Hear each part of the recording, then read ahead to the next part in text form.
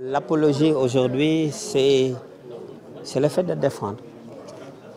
C'est le fait de défendre. C'est le fait de défendre ta musique. C'est le fait de défendre une chose. Et aujourd'hui, quel est le rôle de l'artiste? Quel est le rôle du musicien, du producteur, s'il ne défend pas sa musique? J'ai un problème, j'ai un souci avec ça. Je ne suis pas carreleur, comme j'ai l'habitude de dire. Je ne suis pas dentiste. Donc j'ai peur pour l'avenir de cette musique. Les menaces aujourd'hui, nous sommes envahis par une musique appelée, comment dirais-je encore, je le disais tantôt, l'afrobeat. Cette musique nous envahit. J'ai peur de cette musique étrangère parce qu'aujourd'hui, cette musique se propage et ce n'est pas bon sur le plan économique. Ça ne vend pas la destination sénégalaise et ça ne fait pas la promotion de nos artistes. Vous allez au Nigeria, on ne vous mettra pas en boucle Wally, on ne vous mettra pas en boucle Coumba Gawlo Seck, on ne vous mettra pas en boucle Pape Diouf. Donc moi je dis, ce n'est pas une très bonne chose de vouloir prendre l'identité d'autrui. Ça ne nous appartient pas. Leurs fils ont été plus intelligents que nous. Nous avons Youssou Ndour, qui est aujourd'hui... on peut prendre repère sur lui. Il ne fait pas de l'afrobeat, ni de reggae, et pourtant le reggae est plus populaire. Mais grâce au mbalax, il s'est imposé dans le monde. Maintenant, ma question est la suivante. Est-ce qu'il s'agit tout simplement de la musique? Il y a aussi l'organisation. Nous ne sommes pas organisés. C'est le seul problème. Si aujourd'hui, nos gouvernements et les acteurs culturels, vous les journalistes, vous les animateurs, vous avez un rôle. Et votre rôle, c'est de travailler avec nous, les maisons de production, avec les artistes. Et cela peut nous permettre aujourd'hui d'exporter notre musique, de vendre notre musique. Aujourd'hui, j'ai montré l'histoire de la musique afrobeat que le père fondateur est Fela Kuti. Et après Fela, l'autre génération a essayé de copier ce que faisait Fela.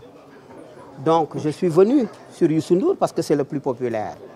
Après Youssou Ndour, dans la génération de Youssou Ndour, on trouvait les Ismaël Lô, Baba Mal, qui étaient très entourés, très intelligents. Mais la suite, il n'y a pas eu de suite. C'est-à-dire la suite que ces Nigérians sont en train de faire. Suivre les pas de leur père, comme l'a fait Femi Kuti, comme l'a fait Wizkid, rajouter quelque chose. Nous sommes en train de le faire, mais nous ne sommes pas organisés comme les Nigérians. Les Nigérians sont organisés. Ce n'est pas parce que la musique nigériane est plus belle. Ce n'est pas vrai. Je les côtoie, je les connais, je travaille avec ces gens. Seulement, c'est une musique qui est plus... je veux dire, le Nigeria en tant que pays, c'est un marché. Rien que ça. C'est un marché. Ça vend la destination. Tu n'es même pas obligé de sortir du Nigeria pour être riche. Tu n'es pas obligé. Donc, propager l'afrobeat est une chose qui a été très très simple et facile. Il parle anglais. Mais il faudrait qu'on soit organisé comme le pays voisin et on peut sortir la tête de l'eau. Comme, je vous donne un exemple, la France, la musique française n'est pas populaire. On pense que la musique française est populaire. Je vous donne l'exemple de Dadju.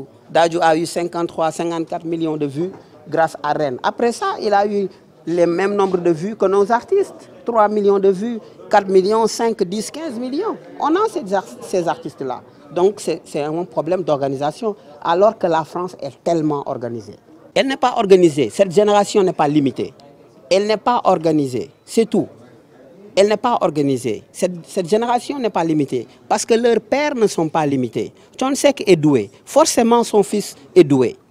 Maintenant, il reste quelque chose. Cette chose, il faut aller la chercher. Mais il y a énormément de choses.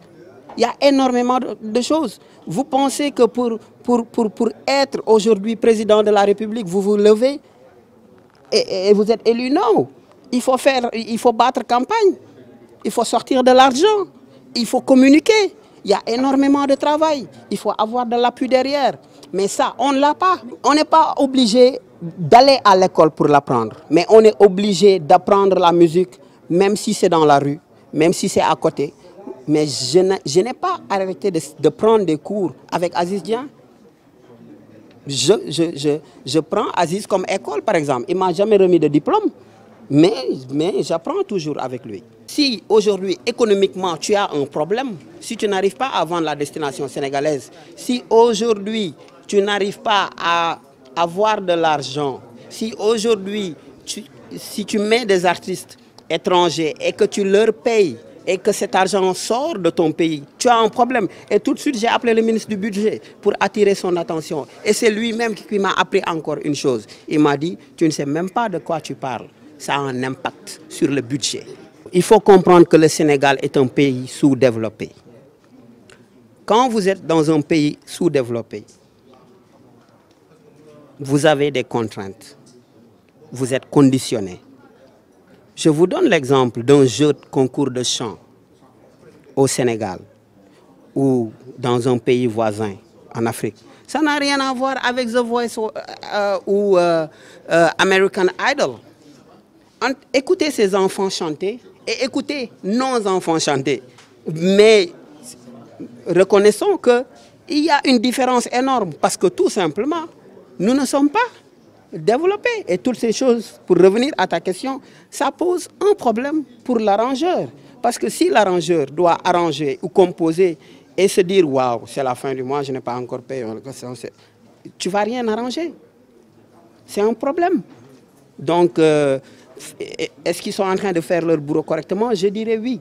Mais seulement, nous sommes un pays sous-développé. Et si nos États ne nous aident pas, si nous n'arrivons pas à construire les maisons de production, les artistes avec nos États, nous n'allons pas trouver de problème. Nous n'allons pas résoudre ce problème.